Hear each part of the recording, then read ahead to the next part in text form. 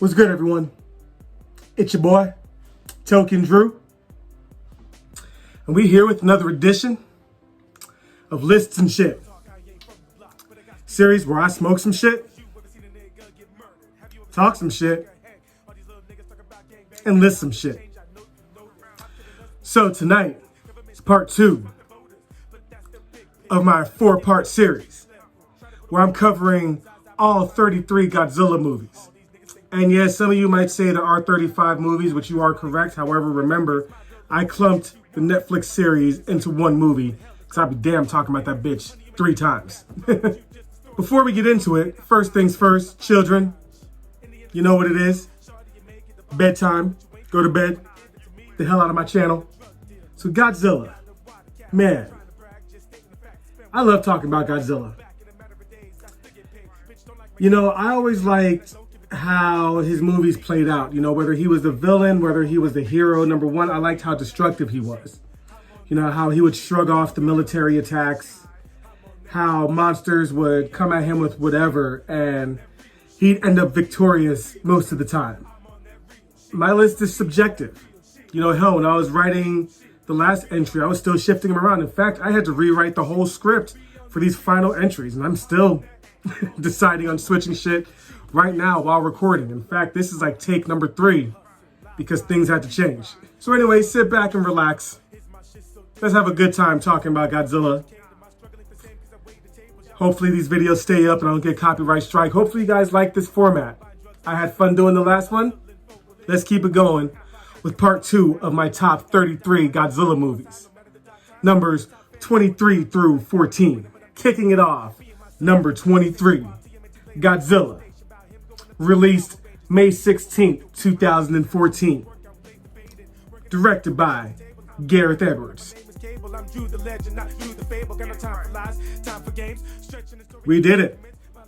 You know what I'm saying? We did Godzilla justice out here in the States. You know, I like this movie, though there was nowhere near enough Godzilla. Real talk.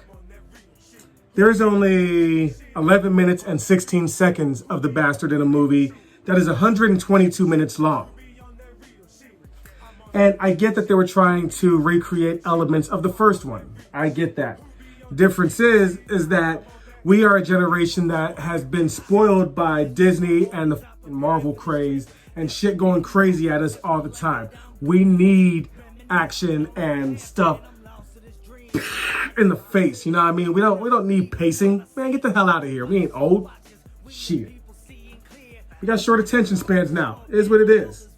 You know what I mean? Hell, that's why you guys only watch like 6 minutes of these videos. Shit happens, man. It's hard to retain attention.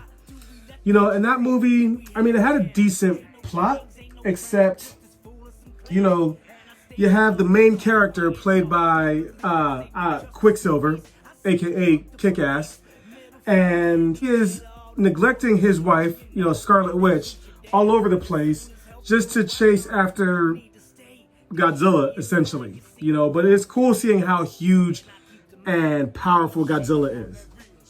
He has a cool redesign, even though his lower body seems kind of weird, like an elephant, but he had a great roar and he retained his atomic breath. The Mutos, his enemies, were hot garbage.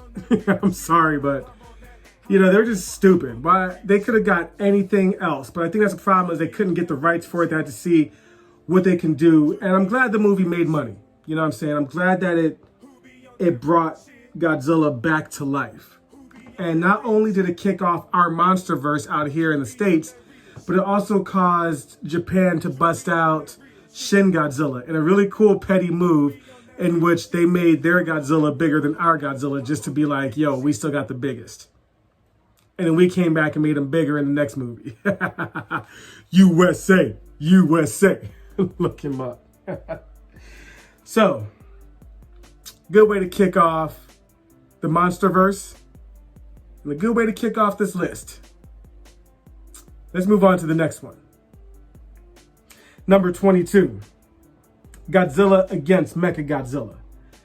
Released December 14th, 2002 by Masakai Tezuka.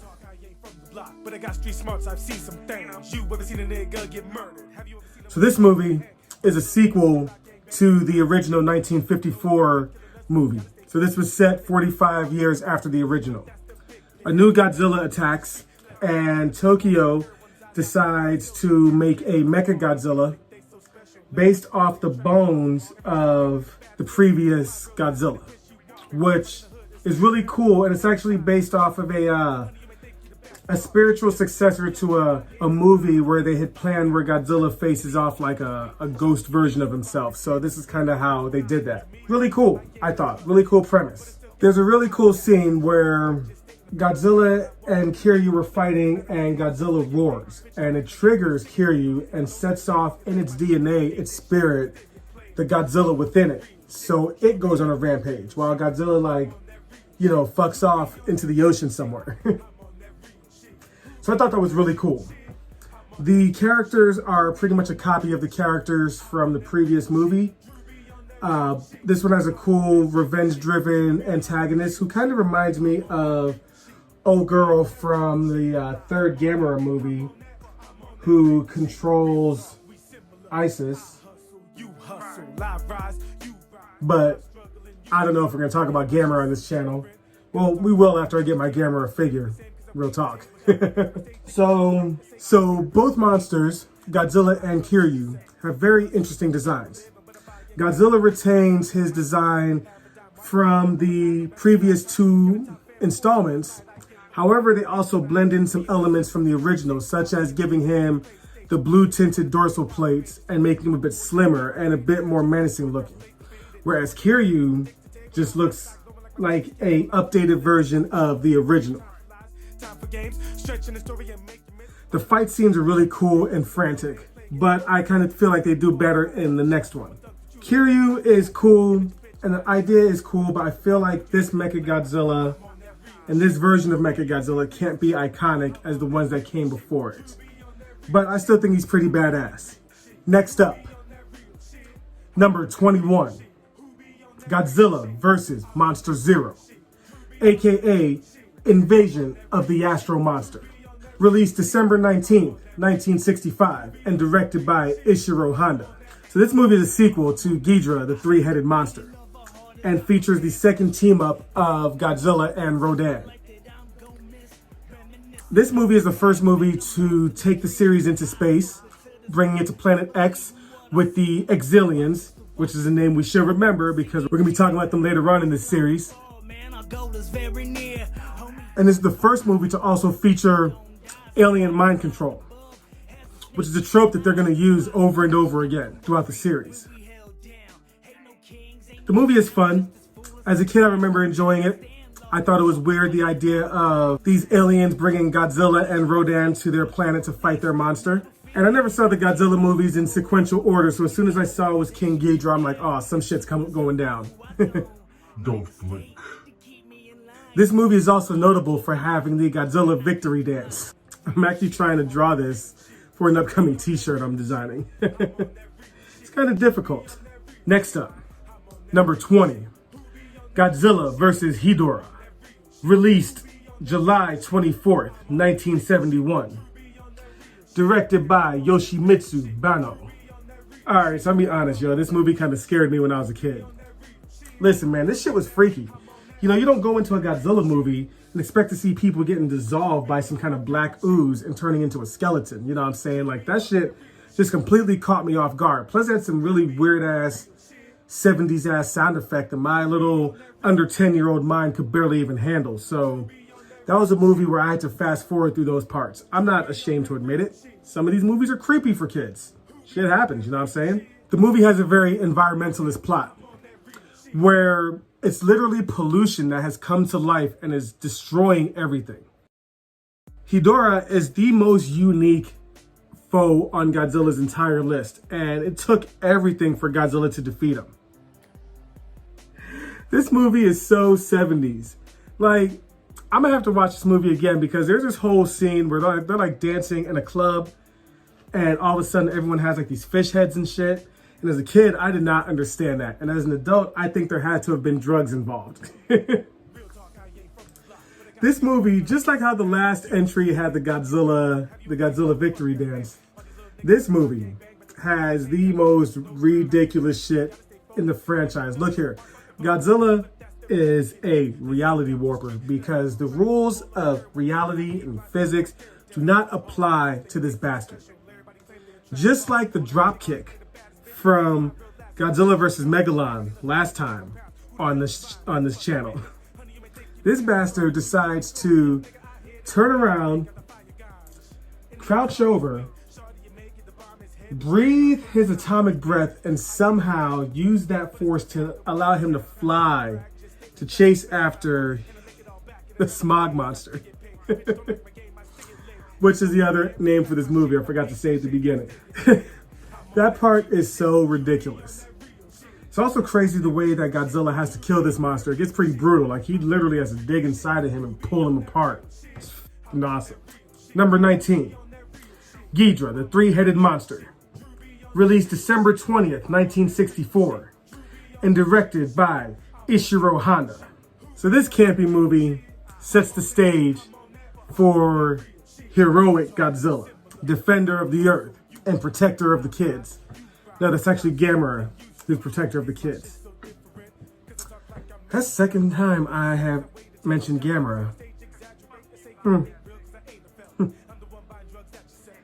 So after the success of the Mothra movie, Godzilla vs. Mothra, Toho was like, yo, let's keep this shit going. And they decided to bust out this Ghidorah, the three-headed monster.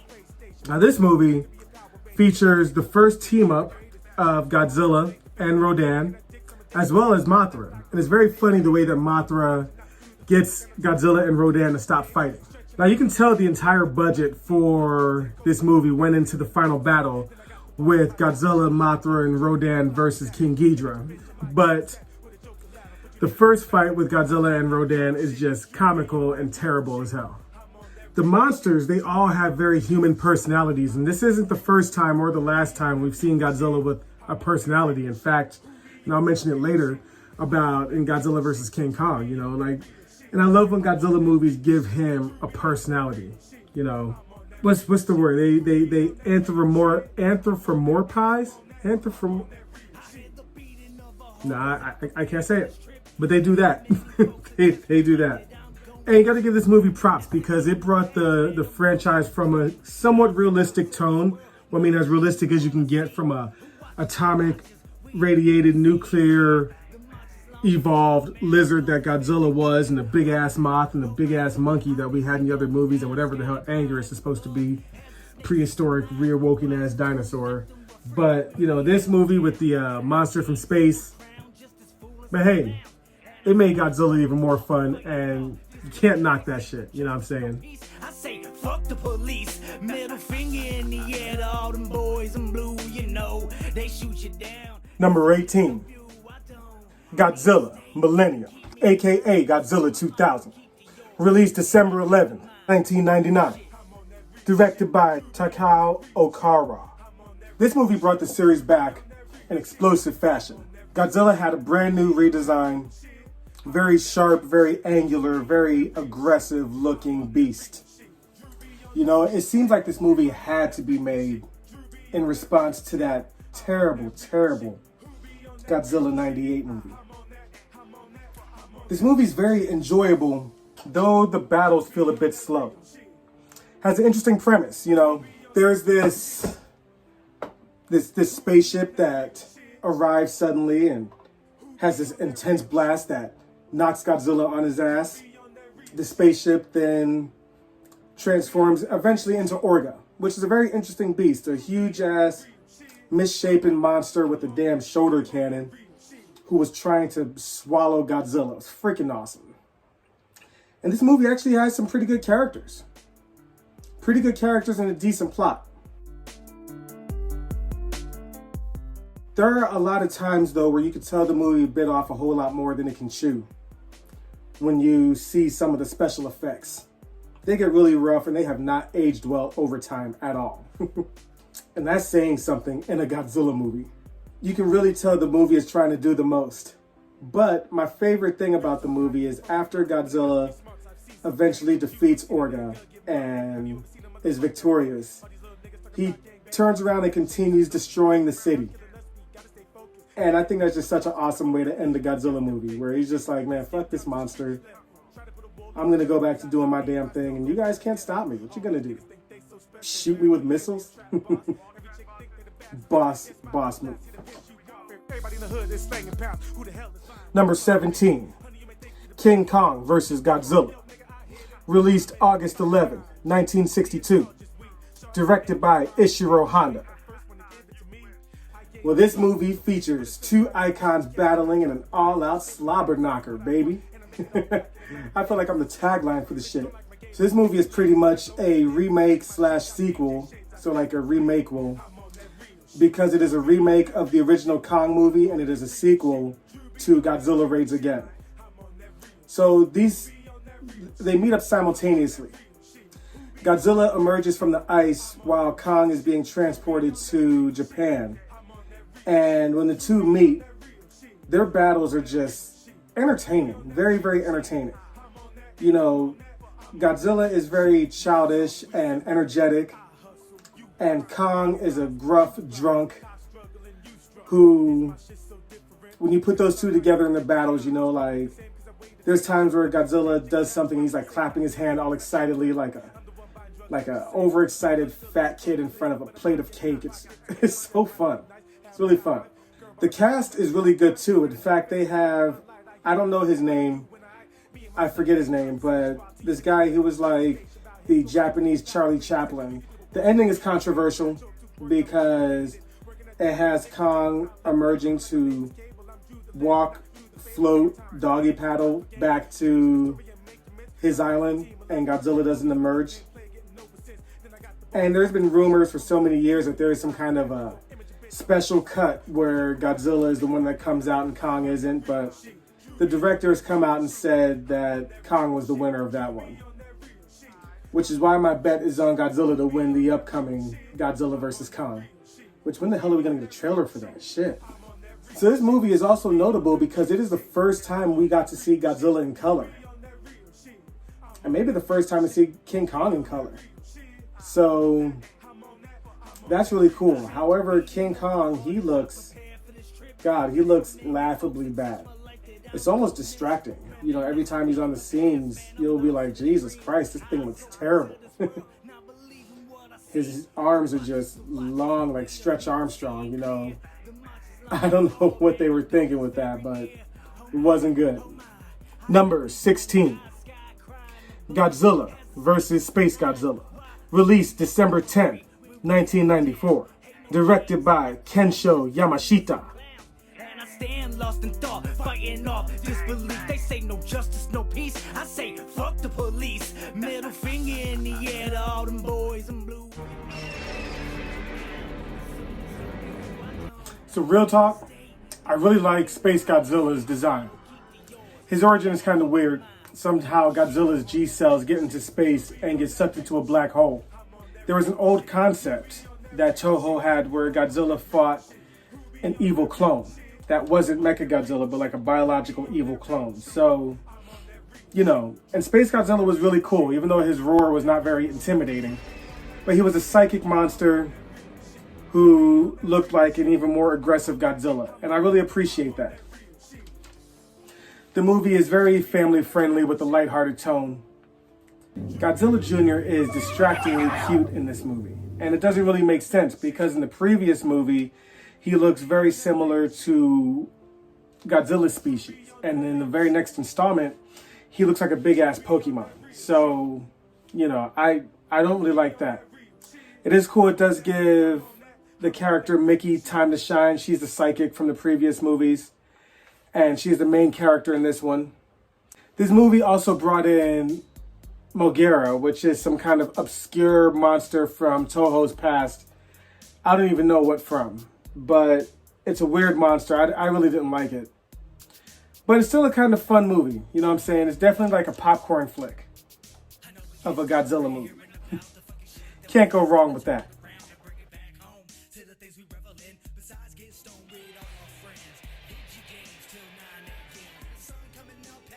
Number 15, Mothra versus Godzilla, aka Godzilla versus the Thing. Released August 29th, 1964. Directed by Ishiro Honda. Godzilla looks very menacing in this movie. I'm not gonna lie. He looks like a certified villain. This takes place after King Kong versus Godzilla, and it returns Godzilla back to his menacing and evil roots. However, I really don't like the way Godzilla's eyebrow piece looks, and I guess somewhere along the line the crew broke Godzilla's mouth, so his lip kind of dangles. Mothra is huge in this movie, and I didn't realize it because, I saw this movie as a kid and kind of moved on. But looking back on it, this Mothra is huge, way bigger than all the other ones. And it really sets the tone for the heroic protector goddess of Earth that we see Mothra become in the later installments.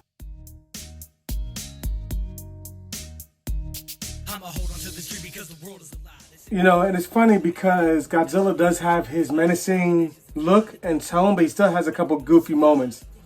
Like when he gets his tail stuck and he stumbles forward, or when he falls down a ledge and into a building. I'm guessing those are bloopers they just kept in. We know all about that, don't we? Asshole editor Drew. You're damn right. What the?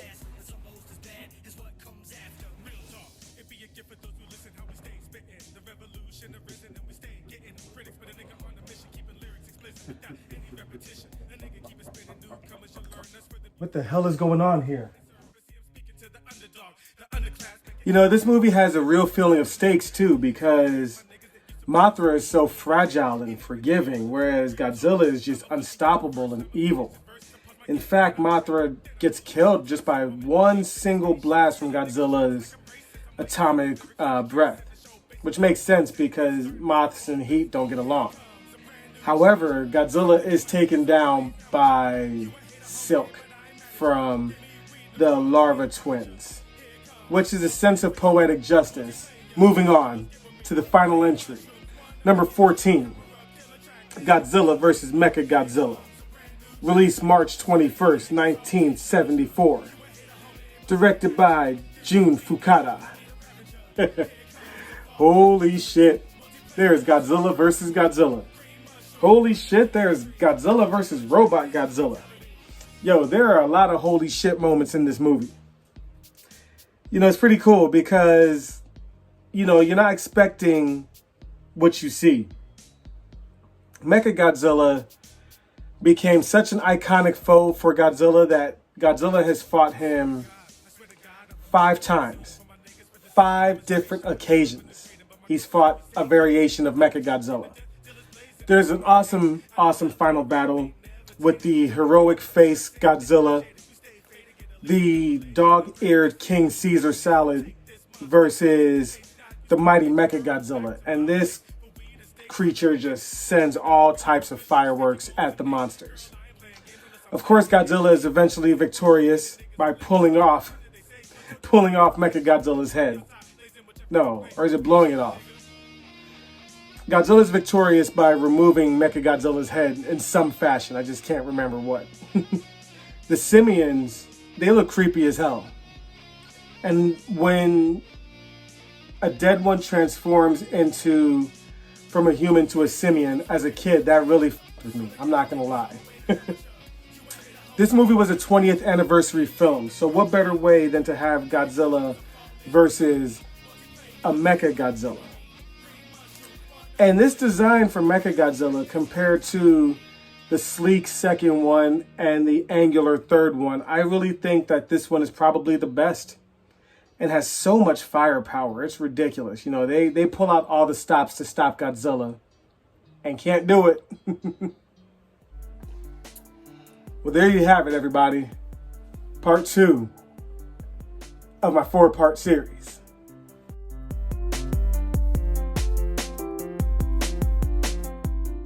I'm hoping to have the next one done next week.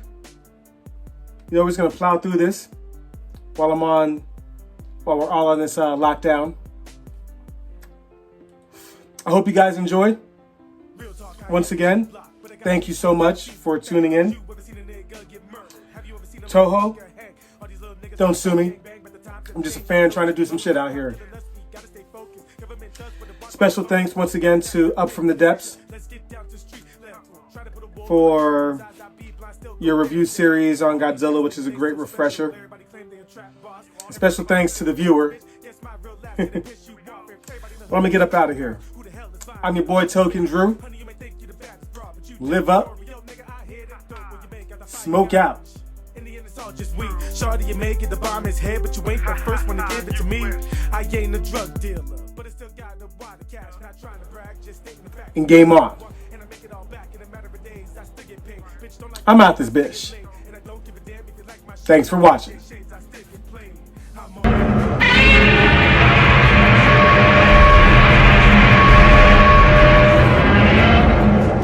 Who be on that real shit? I'm on that real shit. Who be on that real shit? I'm on that real shit. Drew be on that real shit. I'm on that real shit. Drew be on that real shit. I'm on that real shit. Who be on that real shit? I'm on that real shit. Real talk, we similar. I hustle, you hustle. I rise, you rise. I struggle and you struggle. Is my shit so different? Cause I talk like I'm educated. Am I struggling the same cause I wait the tables? Y'all fuckers at my stage exaggerate and say I ain't real cause I ain't a felon. I'm the one buying drugs that you selling. You hustling for a living, but I'm buying cause my pocket's overzealous. Yeah, I might be nice, have a dime wife. Girl by my side, no matter the dark time. Got a top fan before the limelight. I ain't really winning, but I'm doing alright. Me and my son had a conversation while TMNT playing on the place.